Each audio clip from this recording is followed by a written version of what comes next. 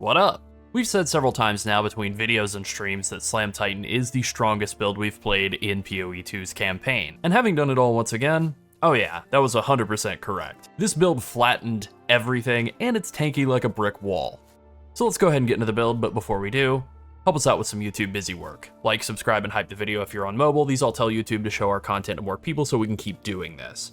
Okay, so we've talked about the build before, but we made some small tweaks during the campaign since we're not playing on a league start budget, and the difference there was massive. Slam Titan is a really good build with zero budget, but it's a completely insane build when you actually have some currency to load it up with decent gear. This character was like 3 to 5 levels under every zone, and it just steamrolled every boss and trash mob like it was nothing. So let's hit on the basics of the build.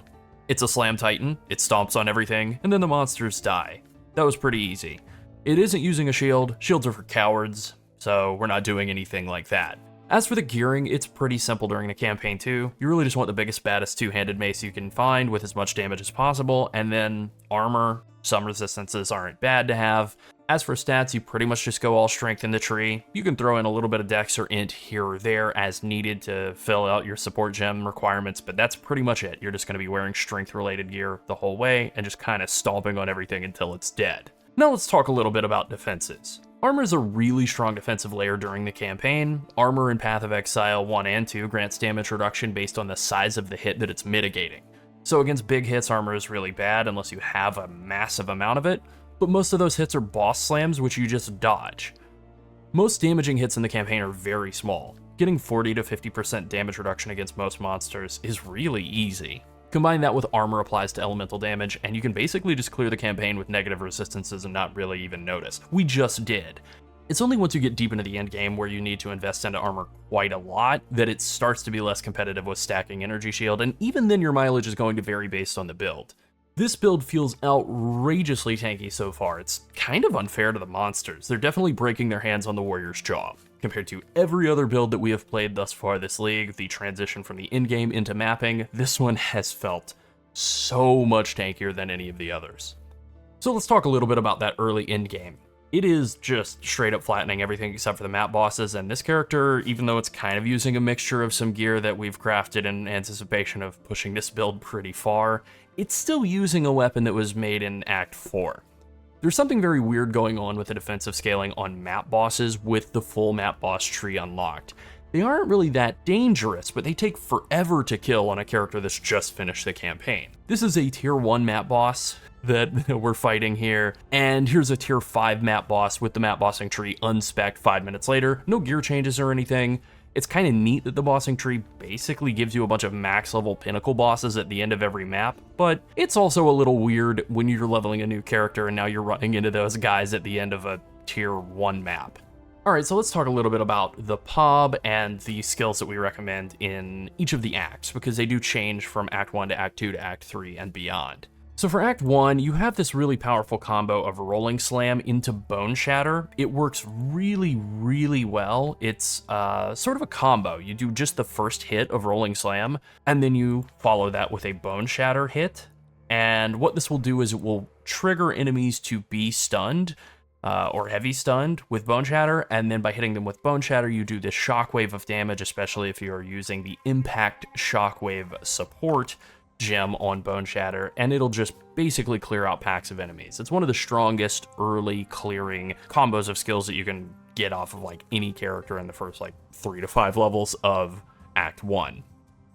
There are some other skills you can use, Earthquake, Infernal Cry, things like that. These all work fairly well. Having gone through on a character that actually had a fair amount of gear, Shield Charge didn't really feel necessary at all, and Perfect Strike, having played around with it, it really just didn't feel useful at all with a character that actually had like a couple of, alchemy orbs to like make a decent mace at the start of the game. You can pretty much just drop Perfect Strike and Shield Charge in Act 1 and just not even bother with using those just once you get to Count Geonor. You can just continue to Rolling Slam his face off, and that works really, really well. So once you get into Act 2, you'll be able to switch over to Leap Slam. This is a little bit into Act 2. I think you're going to have to be somewhere around the time that you've finished killing Jamin-Ra for the first time or fighting him for the first time. You'll be able to get Leap Slam, and you can basically just drop the Bone Shatter and Rolling Slam combo in favor of Leap Slam. You can still keep Bone Shatter around to easily stun bosses that you've got some build up on. You don't have to throw either of them away. You can Rolling Slam on bosses too if you prefer. But Leap Slam feels a lot better. You're able to use it to move around very quickly, and that combination of Leap Slam and Crater adds a ton of damage in clearing, and also on bosses as well. Like, you do build up a lot of stun pretty quickly on them, you do a lot of damage to them. And then other than that, it's like really, really straightforward. You're basically just Leap Slamming around like a Mario brother on everything for all of Act 2. Once you get into Act 3, that's where things start to get a lot closer to the in-game form of the build. You'll get Forge Hammer very early on in Act 3. Pretty much like right as you've transitioned into Act 3, you'll be able to switch over to using Forge Hammer to help take down monsters, take down like rare monsters maybe, but then bosses especially, and those are the skills that we're actually using it in-game, Forge Hammer and Stampede. And just to show those off, you throw down Forge Hammer, and then you hit a shout. Infernal Cry is the shout that we're using. You know, basically you yell at the hammer and it'll make it explode. And then early on in Act 3, when you still don't have Stampede yet, you can use Leap Slam and just jump in place or, you know, on the hammer, and that'll work. And we still keep Leap Slam socketed even into endgame just because sometimes you want to jump over things, and it's pretty useful for that. But once you unlock Stampede, it does work a lot better than Leap Slam because every single step you take causes the Forge Hammer fissures to flare up and do a bunch of extra damage, and they do a massive amount of damage. They will just absolutely nuke bosses. You know, well, I'll pipe in some footage here of bosses just getting like deleted. And this is really, really normal. Like, this is why this build is so good, basically, is you're able to do this combo of Forge Hammer and Stampede and just get enormous amounts of damage. And then as you progress the character further on into Act 4 and the interludes, that's when you can combine in Hammer of the Gods and Sunder. So when you've heavy stunned a boss, or really if you've heavy stunned enough monsters out in the world, you can just like build up the glory required to use Hammer of the Gods from those guys too.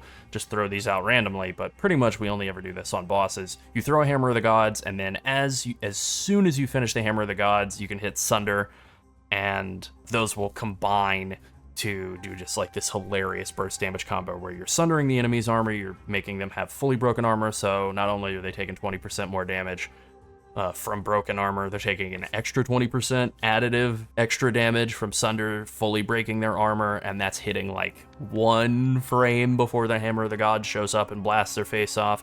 Your attack speed, that may vary. You know, if you want to do it the other way, that's like a little safer, Sunder first and Hammer of the God second, that also works fine.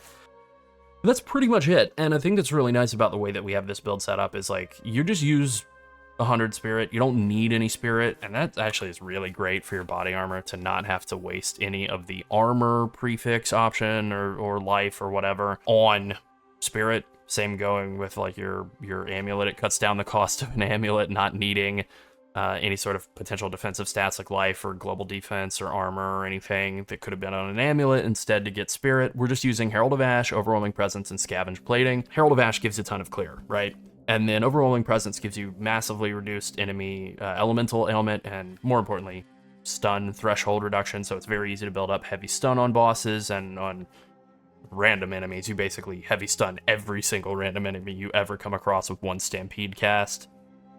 And then Scavenge Plating, finally, just gives you a massive amount of armor. You basically get 40-something% more armor out of Scavenge Plating, which is a lot of armor.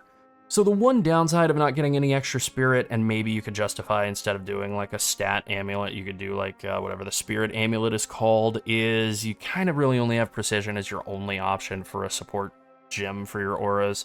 And maybe you could do like cannibalism or vitality or something if you do have any extra spirit, just to give yourself some sort of like life on kill is really good in this build. Life regen is also pretty good in this build. But that's kind of it. Otherwise, for spirit, like, you really just don't need to do anything else. There are some versions of this build where you can do stuff with Herald of Ice, but then you have to get like quite a bit more dex and int to take advantage of that. And this character hasn't even done its 3rd Ascendancy yet. But once you've done your 3rd and 4th Ascendancy, you're able to take advantage of Fist of War support rank 3 on all of your slams, and it will, despite the 14-second cooldown, it will trigger on every other slam and ancestrally boost them, but double the effect, so you're going to get just like massive AoE. So this build does clear out screens of everything on low budget, and then obviously it just continues to do that, but more effectively if you take it up to high budget, which is the plan here. And with that being said, let's go ahead and take a look at the tree. So we do have breakdowns on each of the act progressions for the tree, and this feels so insanely strong. Just coming right out the gate here, just taking all these damage bonuses and just going directly to smash and burning strikes. You get tons of damage to go kill Count Geonor and get through Act 1. You do get some armor bonuses out of like some stuff over here, and then we just kind of continue to progress that same way as we continue out through the tree. Just tons more damage. Damage is basically always the prio on this build. By being an armor-based build, you are strong enough to really not need much in the way of defensive bonuses at all. And one thing that we can do here that we don't have in the build guide, right, that I'm just saying out loud for your benefit, is when you get to that first socket, this obviously isn't something you'd be able to do on SSF or League start budget. You can take a From Nothing diamond with the radius of Vaal Pact, and just go ahead, and these last I checked were very cheap. Like, this costs less than a divine. Let's see. Okay, it's 3 divines now. Given the continued inflation in the game, that's still pretty cheap.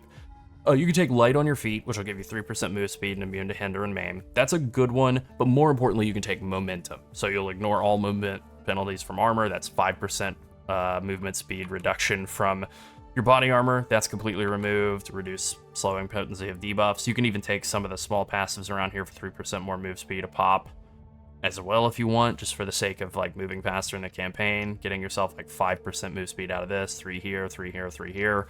And just get a ton of move speed very, very easily in the campaign. Then later on, when you make your way up here, you can throw in like a Heart of the Well or just any useful jewel. That's another way to really like add a bunch more extra damage. Heart of the Well is particularly nice because you can get damage as extra fire damage, and in conjunction with like burning strikes down here, Fizz damage is extra fire. This is just straight up damage is extra fire, which obviously adds, you know, a ton of extra damage. And then if you have any flat fire damage anywhere in your build, that helps too.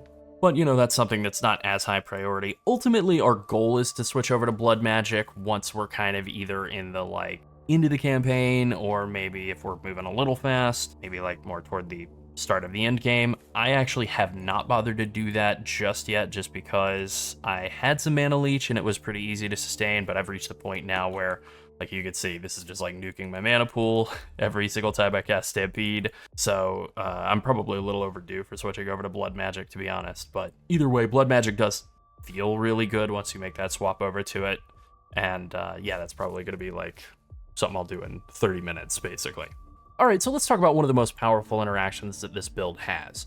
So we picked this up sometime around like Act 3 or Act 4, Shattering Blow. You break 50% of the enemy's armor whenever you heavy stun them. There are some build-up effects in the game that kind of like multiply this for non-unique enemies. Like this gets increased, tripled for normal monsters and doubled for magic monsters. But we actually want to make it so that when we hit rare or unique enemies with a heavy stun, that we break all of their armor. So we're able to get that by just getting more increased armor break out of bonuses like breakage up here, which also comes with this really awesome 10% chance to defend with double armor, which is a massive damage reduction bonus. So by getting all of these bonuses up here, we have enough to make it so that anytime we heavy stun an enemy at all, we break all of their armor. That gives us 20% damage increased on them. Then later on, we'll come down here and we'll take Molten One's Gift, and this will, along with some of these small passives down here, massively increase that amount of the damage bonus that we get. Just napkin mathing it here, it looks like we get like 9% more damage, so like 29% damage on enemies that have fully broken armor. And then it also applies to fire damage, so we do deal a pretty significant mix of physical and fire damage on this build. And that means basically anytime we heavy armor break or heavy stun an enemy, we will fully break their armor, and then by fully breaking their armor, they're taking like about 30% more physical and fire damage from all of this stuff that we do. And then we can juice that even further with Sunder, which gives us another like 20% additive damage on them as well. So really huge. It also comes with a 10% fire res, which, you know, at this point, we're not going to turn our nose up at that either. One of the biggest reasons that this build feels so tanky, even just in like basic campaign gear, is Prism Guard and all of these small passives around it. The armor applied to elemental damage, and then the same with tempered defenses down here. Armor applying to elemental damage is just really huge for making you feel Super tanky even with bad resists. Like, this character doesn't have capped resists. It finished the campaign with negative resists in a couple of these. I think lightning and cold were below 0, and it just had a massive amount of armor, and it was just getting like 70% damage reduction from armor on the elemental damages, so who cares about the resists at that point? Now, something we can do, because we were taking so many points down here, is throw in a time loss ruby, getting like notable passive skills, grant rage on hit, and have like 25% increased effect of those notable passives is pretty good. Increased effect of small passives is also really good. We have like 3 small passives here, 3 here, and 2 here. So either of those can be really good. And then there are just a bunch of other really good bonuses. Empowered attacks, deal more damage, increased damage with maces. Like, all of these are really good. All right, now let's talk a little bit about the Ascendancy. So like I mentioned, this character actually cleared the campaign without having done the 3rd Ascendancy, and at this point the goal is just to go do Ascendancies 3 and 4 like in one quick swoop. So as you are progressing through the campaign, your first Ascendancy is definitely going to be to come take Earthbreaker. This gives you a chance for all your slam skills to do an extra Aftershock. Aftershocks are effectively just a double damage multiplier. You know, if something Aftershocks, it does double damage. So you get 25% out of Earthbreaker. You're also going to run Aftershock on all of your skills. Aftershock rank 2 gives you 35%, so those combine to be 60. And then between all the different bonuses that you get around the tree, you're going to get that up to like 87%, if I remember correctly, 80-something% anyways. And then in the case of Stampede, because the bonus from its quality is a chance to get an extra Aftershock, you actually get that to 100%. So that's ultimately where you wind up. You effectively get double damage out of your Stampede, which is absolutely crazy. And this is like, not only is it crazy, it's also like probably the 3rd strongest of your Ascendancy nodes. So when you get to Act 3 and you do your 2nd Ascendancy, it's kind of worth it to spec out of Earthbreaker and come all the way through and take Hulking Form. The first 2 points here are just giving you this extra bag, like I can at least show that off. Wow, you can put all your extra stuff in here. GGG has changed some things. You are able to like control click stuff in and out of this tab now, which you weren't in the past. So that's at least a lot better than it was, but you know, it's pretty weak. Hulking Form though is 50% increased effect of small passive skills. It works for everything. These bonuses that give damage, these bonuses that give damage, these bonuses that give stun build up, like every small passive skill around the entire tree gets 50% effect. Completely insane, one of the strongest bonuses in... No, it's just the strongest bonus in the game. Then once you do your 3rd Ascendancy, you kind of have the option of just going back to Earthbreaker. That's probably what you should do, especially if you have some gear, you're playing the character, you know, kind of midway through a league like this. But if you want to play safe, you can go Mysterious Lineage. Otherwise, you know, just go for Earthbreaker. And then your final option will be Ancestral Empowerment. This will make it so every other slam skill you use is ancestrally boosted. This overrides the cooldown, 14-second cooldown on Fist of War. You're just going to use Fist of War 2 for all of the campaign, but then once you get that Fist of War 3, it makes it so that instead of getting 30% more damage and 25% area of effect out of ancestrally boosted slams, it's 60 and 50, which is outrageous. And, you know, that is a big part of why this build does so much damage. You're basically getting a 60% more multiplier on like half of your attacks. All right, now let's talk a little bit about the gear. So during the campaign, your gear is just going to be kind of whatever. If you can get a nice big physical damage two-hander, that's kind of all you need.